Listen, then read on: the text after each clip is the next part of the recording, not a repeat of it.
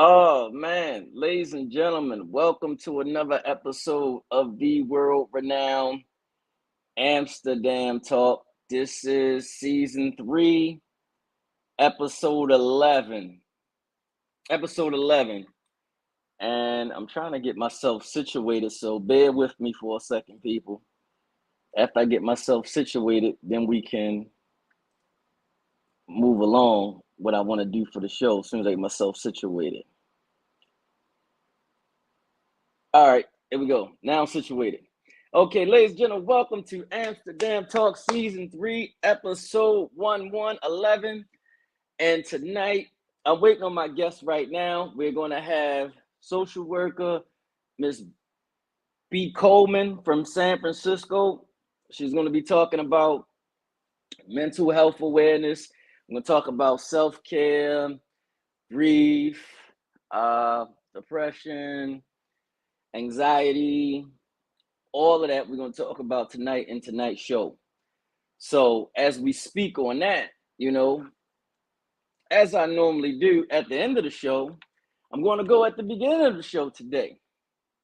Going to actually go to I be damned because she's running a little late. And we're going to get to the I be damned starts like this. So my boo was on his way over for some much needed extracurricular activities. Get ready to get his swank on, his boom chicka wow wow on. And it was everything. He knows that I'm very anal when it comes to after sex cleanup. I'm usually the one to get up and grab the baby wipes for us, but on this particular night, he volunteered to do so. Oh, my boo gets me. Love me some him. We cleaned ourselves off and went to sleep. I got up the next morning to get ready for work and went into the bathroom. As I wiped the sleep from my eye, I noticed my container of lemon fresh Lysol disinfectant wipes sitting on the sink. And I thought to myself, oh shit, please tell me he did not give me no damn Lysol wipes last night. I went back into my room and scoured the trash can for the wipes. Lo and behold, and to my dismay, there were 2 dried out lemon fresh Lysol disinfectant wipes in the trash can. This fool gave me a disinfectant wipe and I used it on my precious vagina. He wiped his penis with it too. I can't. Who in their right mind will put disinfectant wipe on their genitalia? Why didn't he grab the damn baby wipes? Sincerely, a yeast infection. So that was just like the I be damn moment right now. But we got another one later on that's coming from I really don't know where as I'm waiting for my guest. So, a lot of things been, going on in the news this week.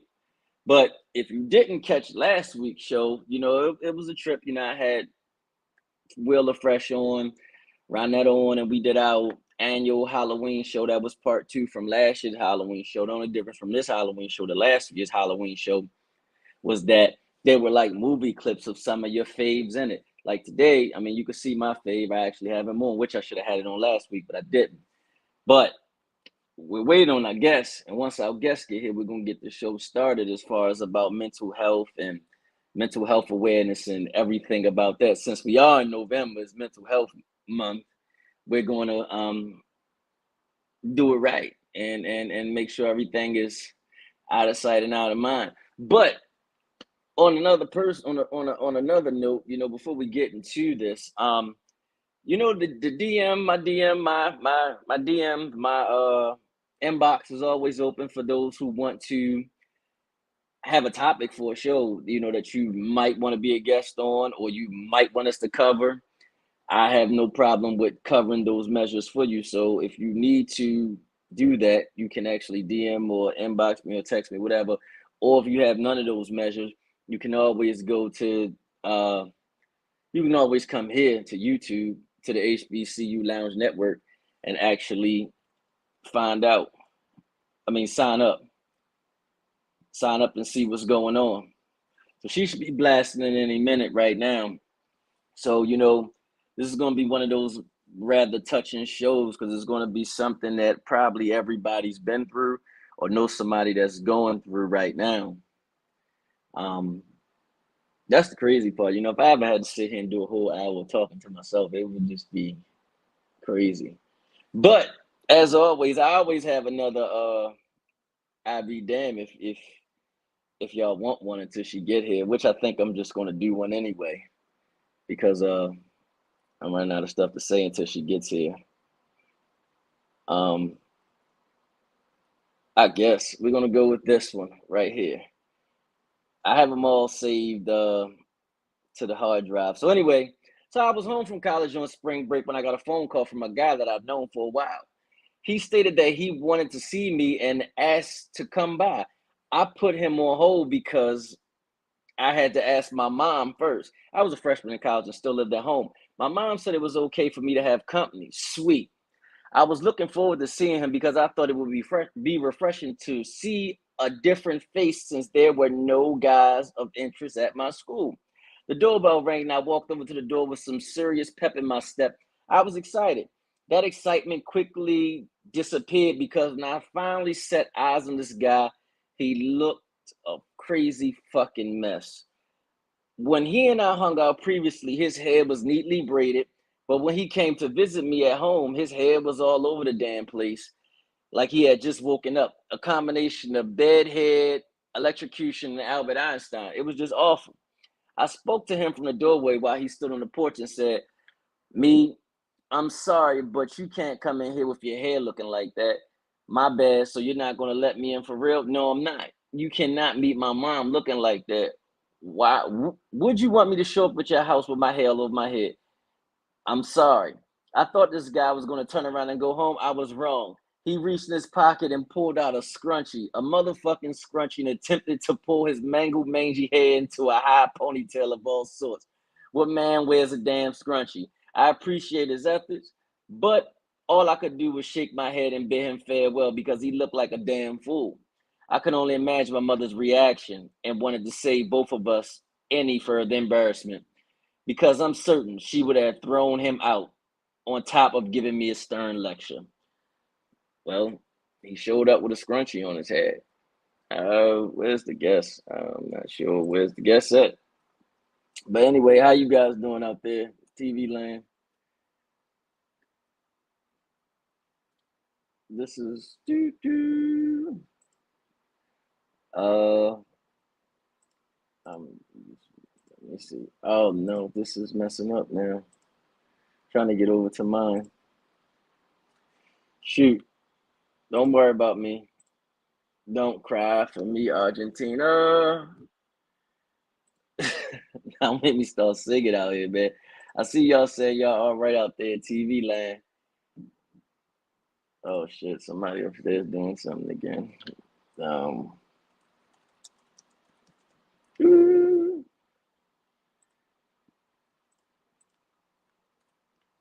yeah.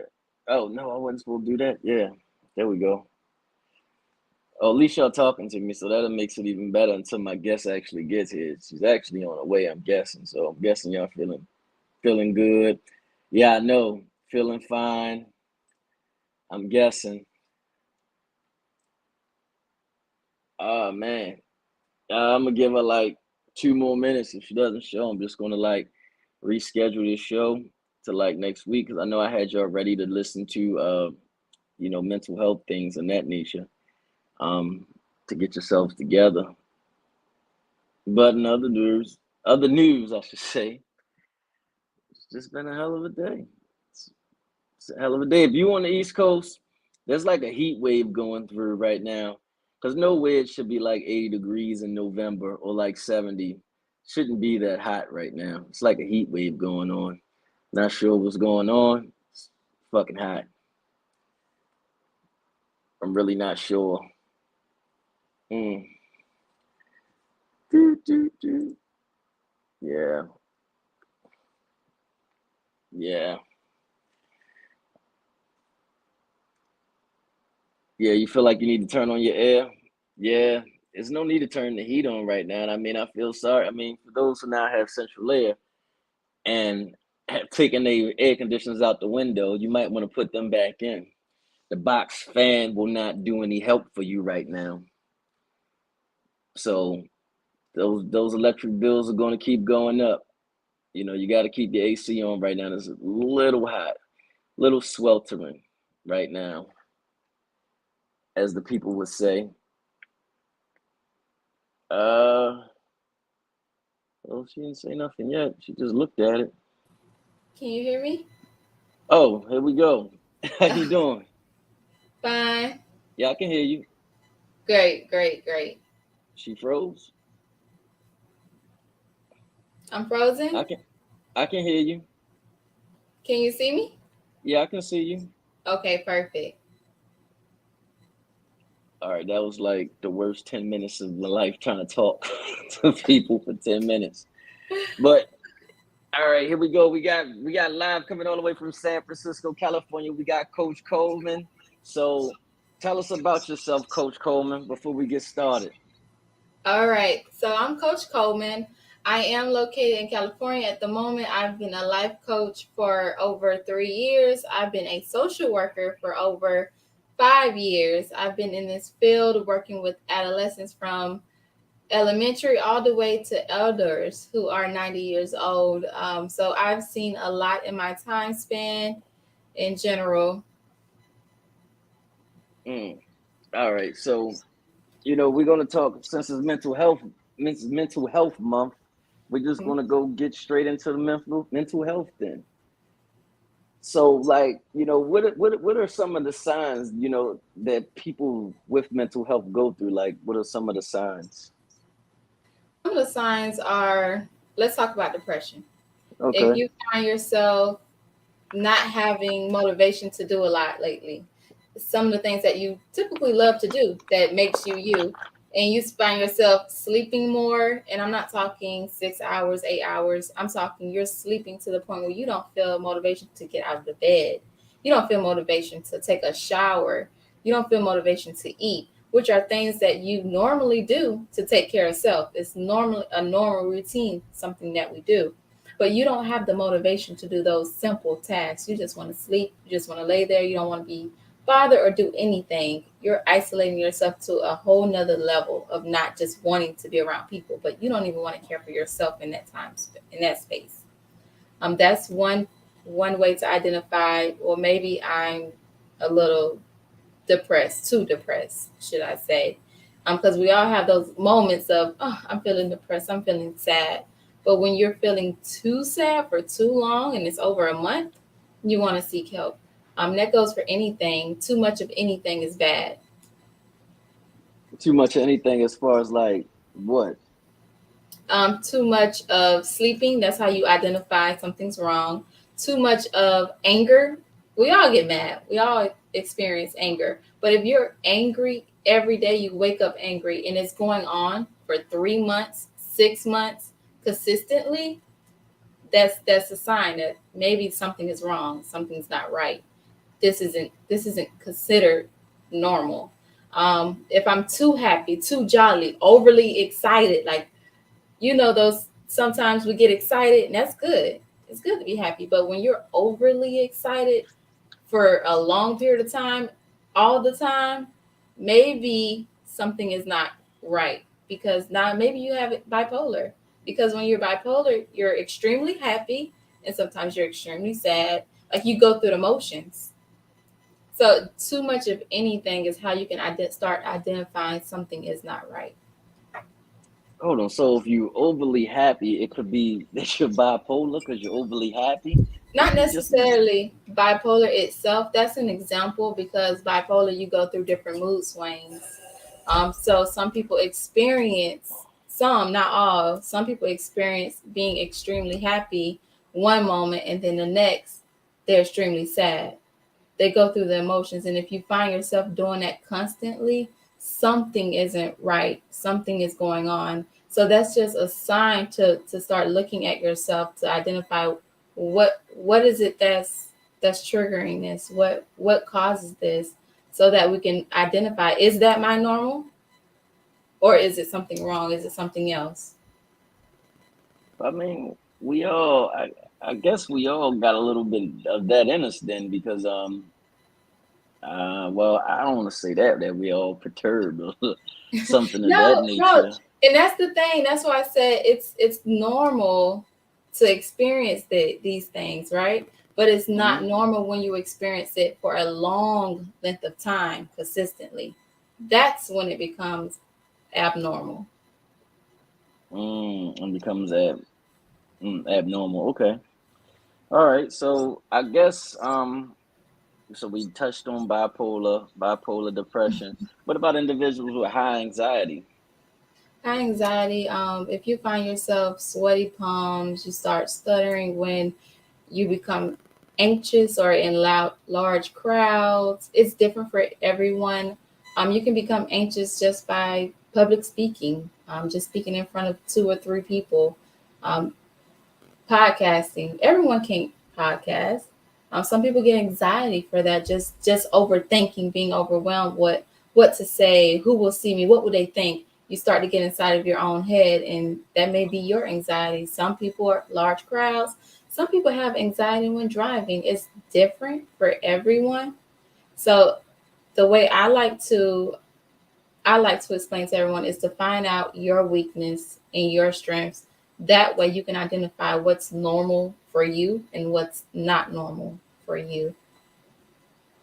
Okay. Okay. So people get anxiety over.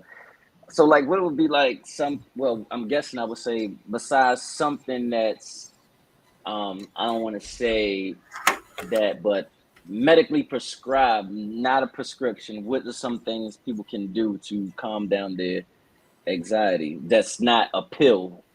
Yes, holistic. I'm all about holistic coping skills.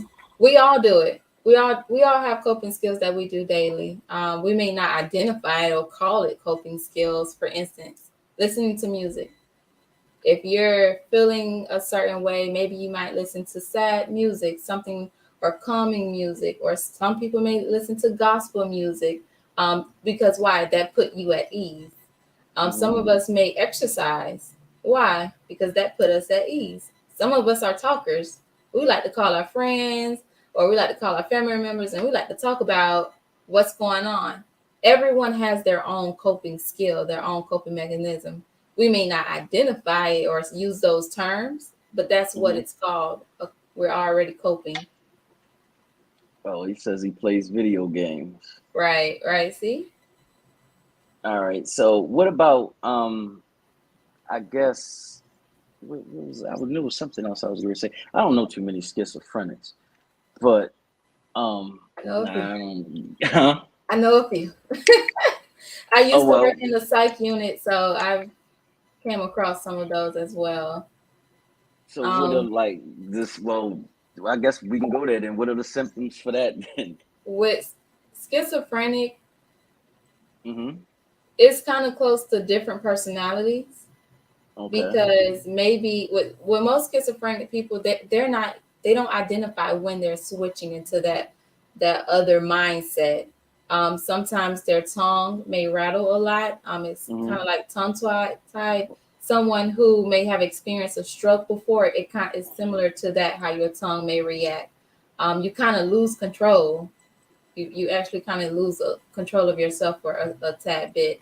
With schizophrenic, I I don't know any holistic approaches for that. Hmm. Most schizophrenics have to take medication, and the reason you have to take medication is because as humans, we all have chemicals in our brain, and our chemicals are unbalanced, and that's why they tend to have schizophrenic. And usually, that is passed down through families, through generations. It may skip one generation and hit the other, but it's nothing that one person just automatically have just one day. It's already in you because it's in your family. All right, you ready? You ready now?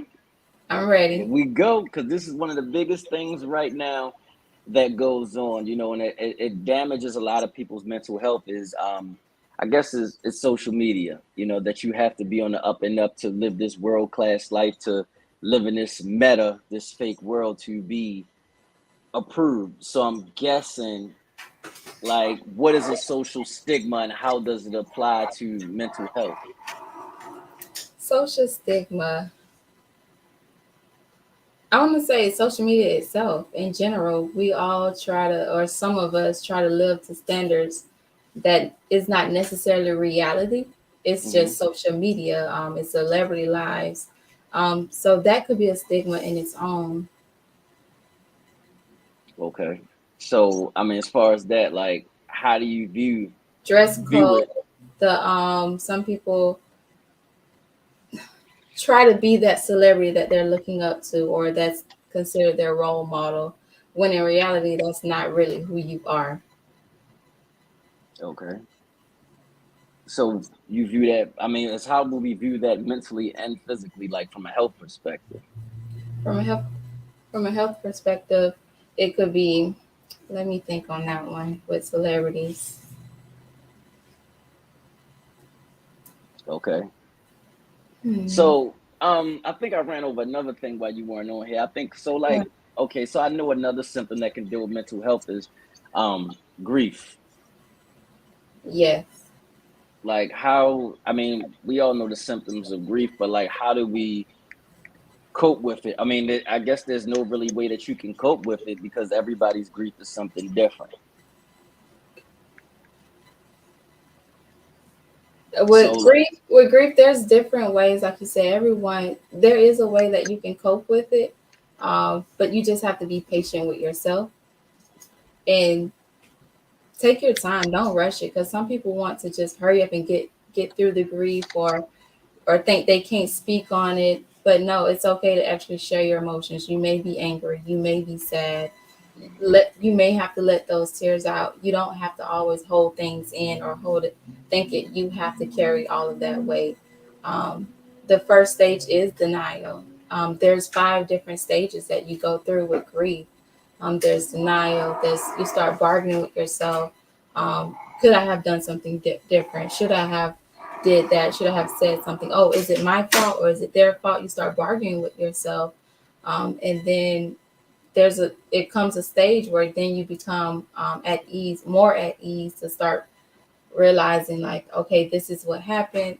Maybe this is how I can move on. There's it. You have to take your time with it. There's no way to just rush it and go through all 5 stages properly. so okay, so but say like I'm guessing like through that, I'm tired of my words, but you're dealing with it yourself, but now you have like a significant other. Like, how does that person who doesn't understand what you're going through, how do they kind of come into your world to try to like understand it? It's not even understanding. It's just being there for that person, because you can simply be in the room with someone who's grieving and not say a word, and that means everything to that one person who's grieving, because your presence is there. It just shows you're genuinely there for them, you're caring, and that I don't have to go through this alone. Some people like for those encouraging words. I From my experience, when I'm talking to someone who's grieving or dealing with someone who's grieving, I never say I understand, because I'll never understand your pain, of your feelings, your actual emotions at this moment. I can sympathize with you, but I will not understand exactly how you are feeling right now. So I guess that would be a better term to say than not say I understand it. I sympathize. I sympathize with you. Hmm. Yes, yes. That's what, as a social worker, that's what we're taught when we go to master get our master's degree. You don't Hmm. say you understand, because you don't. You simply don't. You may can relate, because we watch TV, we know what goes on, but we don't know how someone is feeling in that moment. That's like you breaking your leg. I can say, Hmm. yeah, I think that's painful, but I don't know how you feel. Maybe your pain tolerance is way higher than mine. Maybe you can Right. take that pain, or maybe my pain tolerance is way higher than yours. So I don't know exactly how you feel to break your leg. Now that's just a leg. We're talking about breaking a leg. Now let's talk about Right. losing a loved one. I can't Okay. say I understand that. No one can say they understand that. You can sympathize, you can relate, because you know about it, but you don't know exactly how that person is feeling. Nah, no, you wouldn't. And one thing I've always say about losing a loved one, you will never be able to understand what a person's going through and how they feeling about a person because there's levels to Mm-hmm. relationships. Mm-hmm. If I didn't really like you, I mean, not say I really didn't like you, but if we really didn't have a real relationship like that, I just knew you. It's like, damn, he's gone or she's gone, and you're going to move on, and it's like it's not going to bother you too much. But then it's like, um, you lose someone that you were like really, really close to, that you was with all the time, and then it takes another toll on you. Like, I'm guessing, I'm saying, like, it's just levels to it. Correct. Let's use an example. Current celebrities who passed away. There was a recent celebrity. If anyone listened to hip hop or rap, his name is Takeoff. You know of Hmm. him. You listen to his music, but we don't really know him. We're sad. People people are very sad. Some are hurt because they're fans, but that's a different level than his actual family. We don't know exactly how his family is feeling right now, exactly what's going through their mind. We don't know. We know how we feel or how we would take it if we lost a loved one, but we don't know exactly how the family is taking that, or the friend, the actual close friends, the ones who may have spoke with him every day, spent time with him every day on a different level. We don't know. Well, just to speak on that death, you would have to definitely check on his uncle Quavo because he was actually there. You see, it's different levels to it. So we can sympathize, we can be there, and that's what I mean by you said, how can you help that person, the next person? Is just being there for them genuinely, not saying, oh, it'll be better. Um, it's nice to give those encouraging words, but at that moment, let's be honest, 9 times out of 10, people don't want to hear that at that moment. Well, yeah. Well, they don't want to hear, but one of my things is like It's good.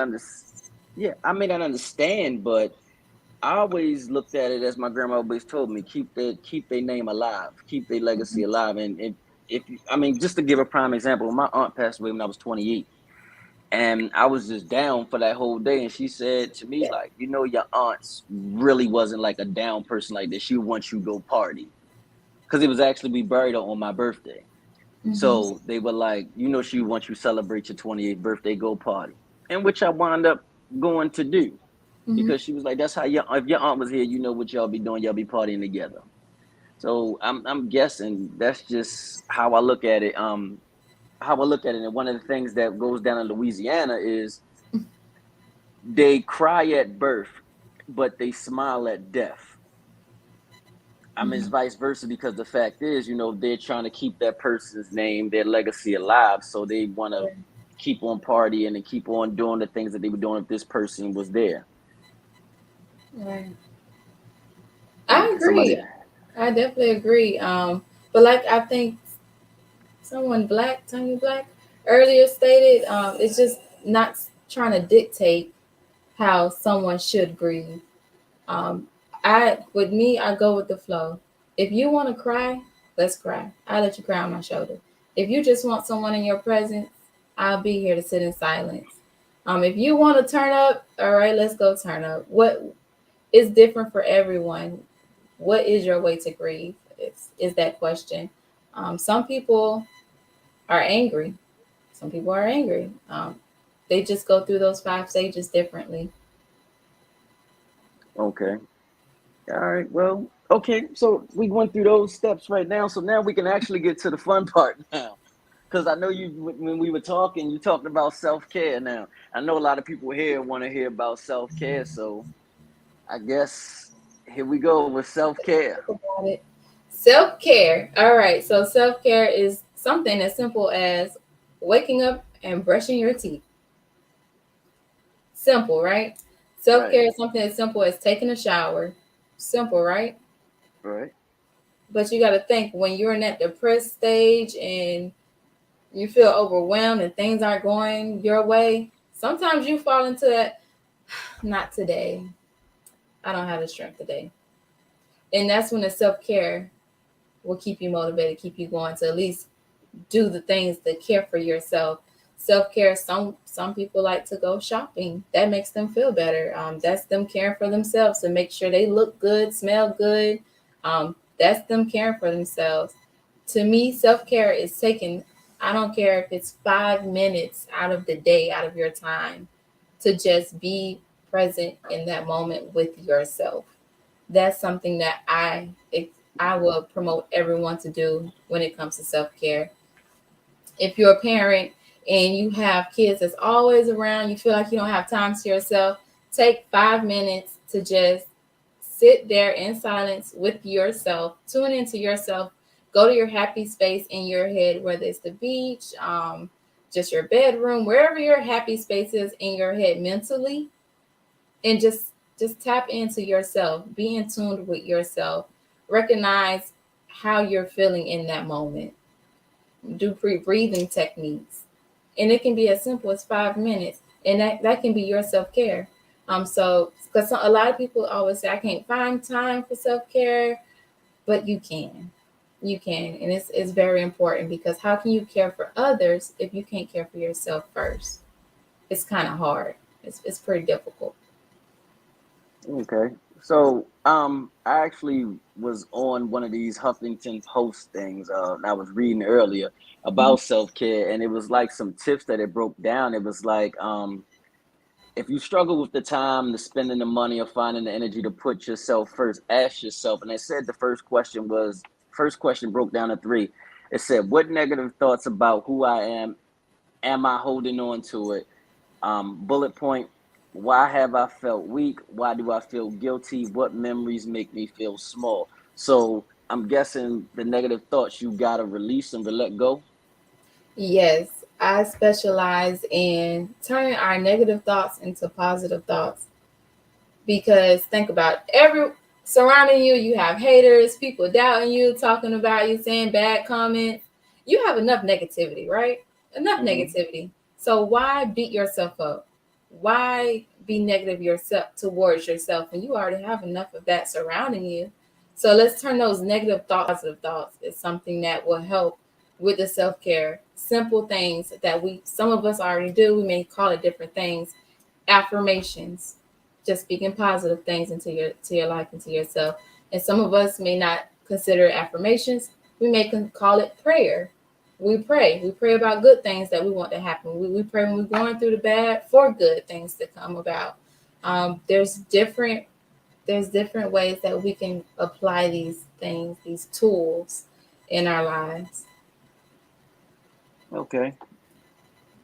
All right. So then we went to where did it go? Um, who taught me that my needs were important? When have I felt abandoned? When have I felt ignored? When have I felt unheard? It's identifying, just being realistic with yourself, and I call that self-reflecting. If anyone's into journaling, a journal is great for self-reflect, because if you use a journal the proper way, you can self-reflect and you can identify so many things, that you're doing good, that you're doing bad. When did this occur? This is repetitive. I need to change that. Those are some ways to self-reflect by using a journal. And some of us may self-reflect just by simply thinking of the past, with some of those questions that you stated. And this is one of the biggest things, and this was kind of the promo that I tagged you in earlier. I think a lot of people, when they come to just themselves and just anything, always got to ask yourself, why am I so afraid? What do I think will fall apart?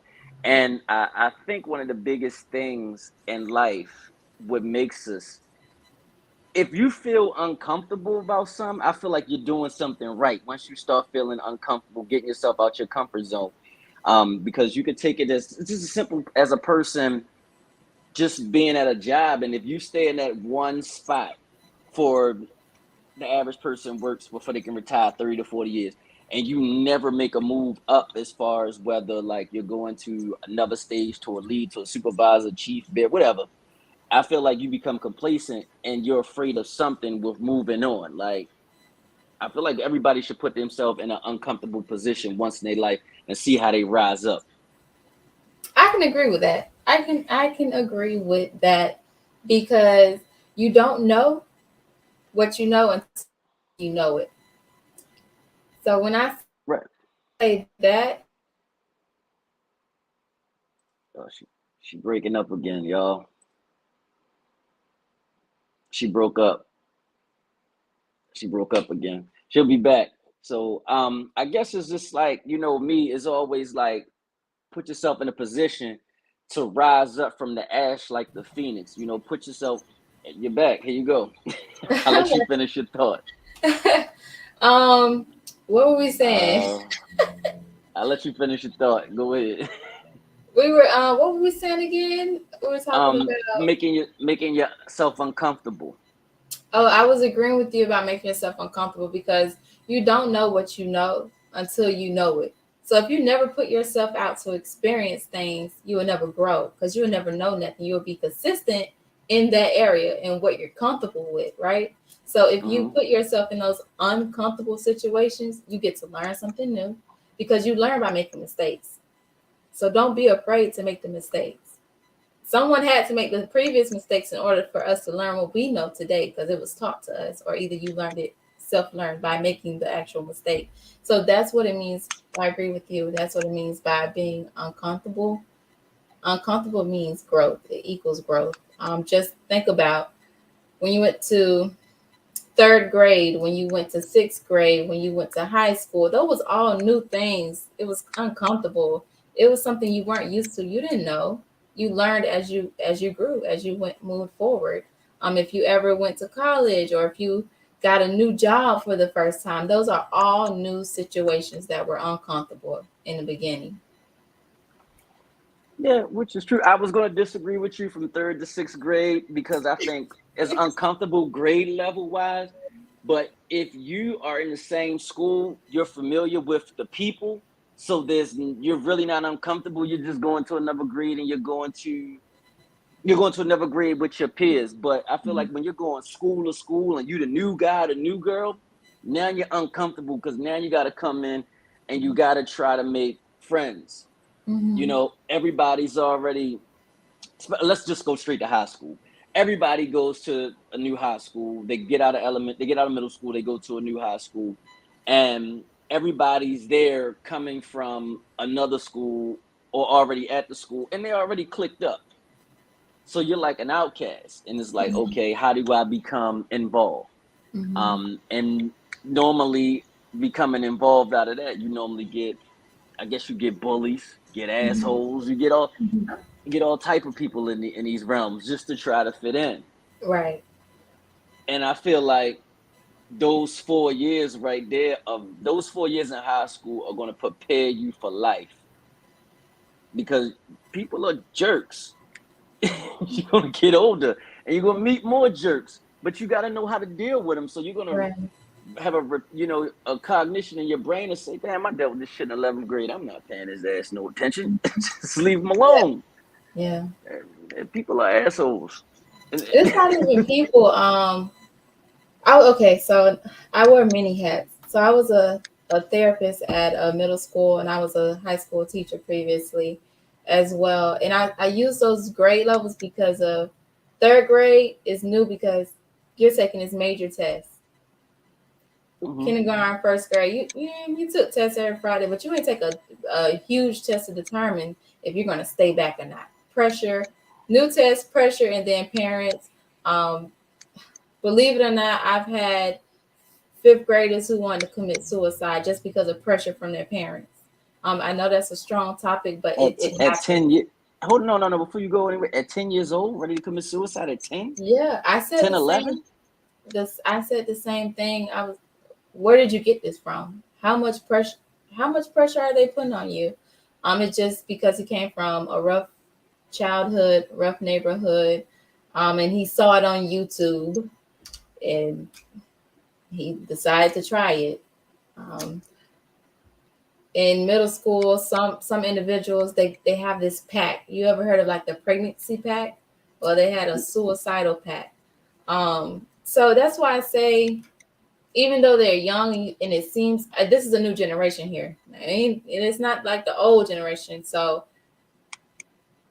they go through different trials and test runs with different people and not only just friends but family. And then you have the ones who just, some can handle the pressure and some cannot. It's simple as, it's just that simple, and they don't have an outlet or a trusted outlet. And Well, mhm, my theory on that goes back to us talking social stigma almost, because the fact is everything can be seen now. So it's like, and I was just having a conversation earlier with one of my homeboys about, wolves, and we were talking as wolves as people that's down on their luck, and people just out to do bad things, as far as like i.e. rob or whatever. And we were talking about that, and like this social media thing, everybody's flashy, so you're setting yourself up to be fooled, basically. I yeah, mean, whether you're out here uh, fronting, stunting, whatever you want to call it. I mean, you're setting yourself up to be fooled in this era. So if I yeah, was to come on here, and this is a weekly thing I do, and I'm flashing all types of money, all type of jewelry, I'm easily setting myself up to be fooled. To be like, okay, he wants to play like that. Now I'm going to be fooled. So I'm thinking, the reality is with these kids, they see things. Everybody has a different struggle, and everybody's financial situation is different. So you may have a financial situation may be great, so he's cool, but B sees A, and B is like, I want to get that, I need this, I need that. B looking at his parents like, and they know they can't afford it, so B turns to something else and says, you know what, I mhm, gotta get this. yeah. I have to get this, because I feel like, by everybody having a camera on their phone and everybody having social media, everybody wants to be in the upper echelon of things instead of being in where they normally fit in. Just be yourself, get in where you fit in. I agree. I agree. And I see it also often, and it doesn't matter what age. I see it in a lot of ages, a lot of races, um, male and female, or transgenders. Everybody experience it on a different level. Mm. Oh man. Oh, I'm sorry. I was looking at something. I'm sorry, because I wonder. I just was bringing it to you because I was just looking at your stuff. So now we have this. You have betteryouSolutions.org, and I Yes. see that you have the motivation Monday motivation. What is that? I know this is a small group meeting, but explain that to us. And how can people register? Well, I know how to register because I'm looking right at it, but Yeah. how can people register? So Monday motivation is conversations like this, um, real conversations, topics that some people are afraid to talk about. In that space, it's a small setting, it's safe. We can talk about it. It's very respectable. Anybody who is not seen to be respectful, we we exit them out of the group um, for that time being, because this is something that, a space I want to create where we can have these type of conversations where you can speak your mind. And if you have a question, it's okay. Let's explore that question. Let's figure it out and see how we can come to a conclusion or a better understanding.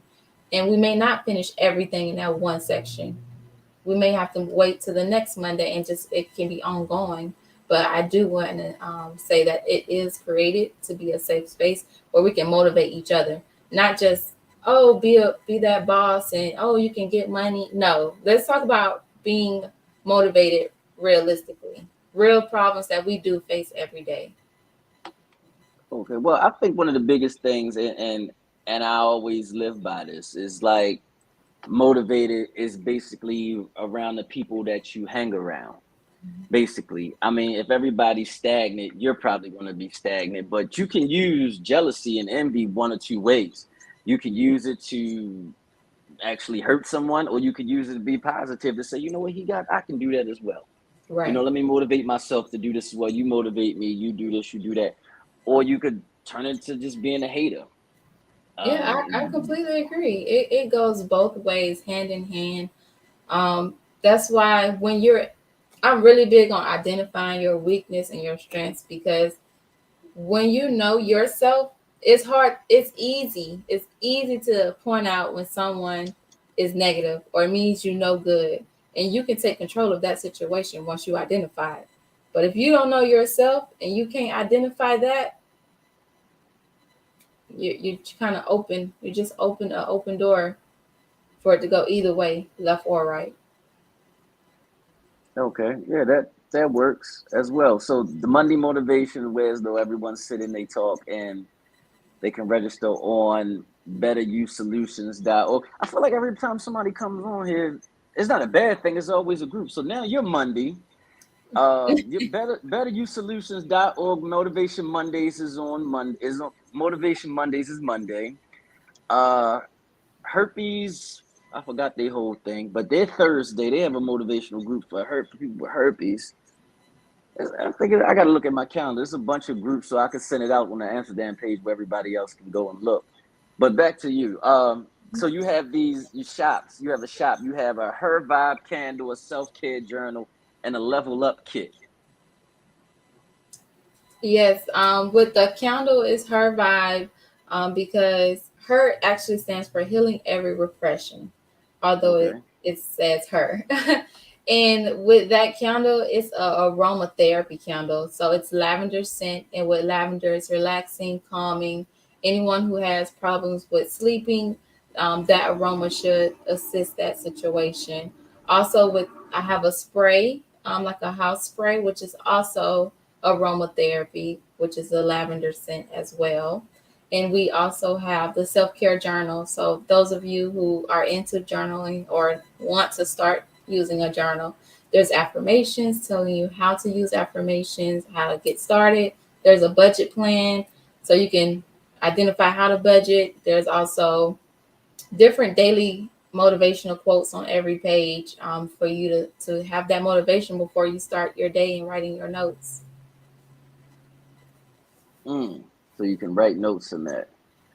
Okay, Yes. so I'm just going on through it. So, um, they can contact you at virtual in person Coleman L at hermovement63.org.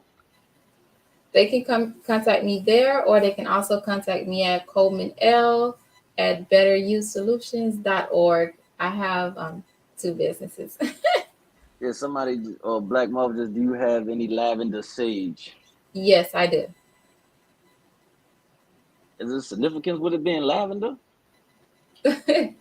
A lavender, any scent or anything with lavender has that calming. It's the scent of aroma. It calms you down. It's relaxing and it helps with sleeping. If you ever had Dr. Till's, the lotion that they have for babies, or melatonin, things like that, it's all with lavender. Oh, calming effect. Okay, I see what it is. Nah, I don't have that type of lotion. I'm ashy It's at okay. all times. It's At all okay. times. Now you know. Maybe I should get Tony Baker on here to actually give me some lotion. He talks about it all the time. But it's about that time, so this is the part of the show where it gets weird at right here. Before you came on, I was actually doing my Amsterdam. Damn, what is it called? I be damned. This is the part where someone sends in some dating that they did and it goes bad, and you get Oh, an opportunity to break it down to say how would you rectify this situation. ooh, So let's go. this is I'll be damned. So this is what they said. Y'all ready? So one of my friends told me that his girlfriend wanted me to go out on a double date with her best friend. I had heard stories about this best friend was always causing drama when they were out together, as well as this chick being a hoe. I agreed to take one for the team and go out with this chick, but only because my friend asked me. I'm not into dating someone who is open to sleeping around with just anyone very freely on a regular basis. I understand that people have their moments when they are sexually free, but you cannot be like this with any and everyone. And this is how my best friend and his girl made her sound. They made it seem like one drink and one plate of food would have her legs spread wide open for dessert. Anyway, we went out on a double date and ended up having a good time overall at dinner and playing pool. After the double date, we went back to my place for drinks and to watch movies in my living room. During the movie, my boy and his girl were touching on each other and making out. I told them they might want to take that into the guest bedroom so that they could continue to enjoy themselves in private.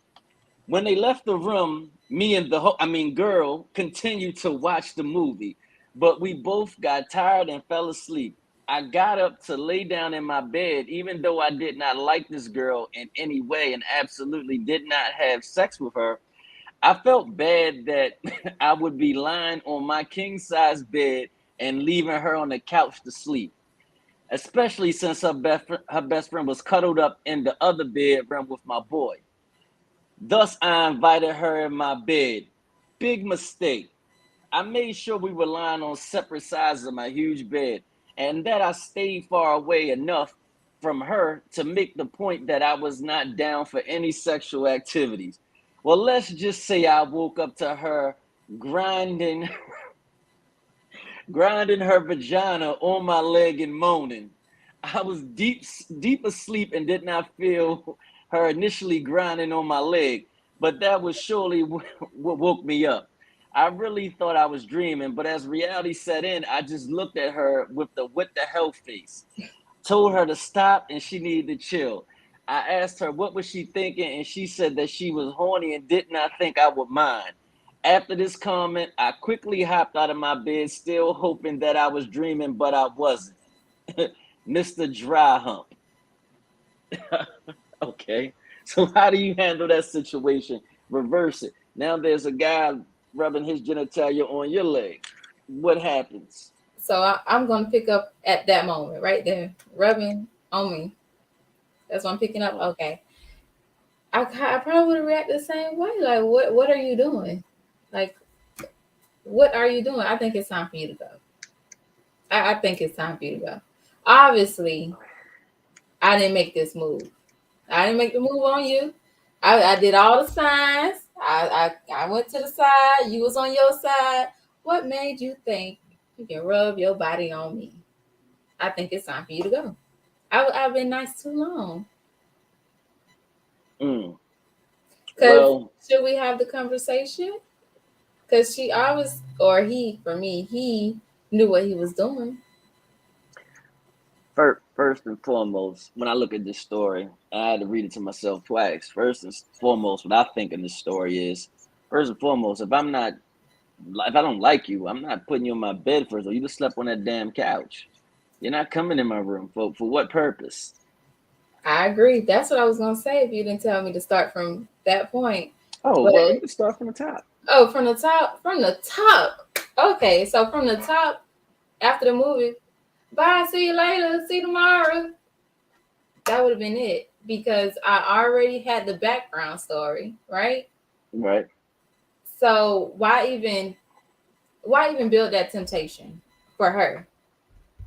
She did right. according to the story, she never tried him sexually in the beginning or anything. But he already had the Mm-hmm. background story. So he knew what it Right. could go potentially. And then as a Mm-hmm. female and he's a male, she's probably thinking, he let me in the room, so he must be okay. He wanted in her mind. Because she's ignoring all the other signs, apparently. So he This is shouldn't even true. open that door. He allowed that temptation to be there. And Mm. I kind of think he wanted to test himself as well. He wanted to see how far. He wanted to test it. He did. Because he could have easily took her home or tell her she could have went home. There was options. There were options. Well, yeah, there were options, but I feel like that stops her from going home is the fact is that the friend was there, and you know how that normally go. We grown, ain't it? Well, Yeah, we are I'm grown. assuming they're grown. Yeah, they grown, but the fact is, yeah, I'm gonna go home, but you roll with me, so now I got to do this, and so it becomes a bit of a pickle once things Well, like that happen. so in So that I just case, left you on the let's bring the couch. friends and let's get the friends involved because friends already told him what kind of girl she is. So were they being a bit selfish to put him in that situation, knowing that's not what he wanted? I don't know. I guess I don't know. I wasn't there.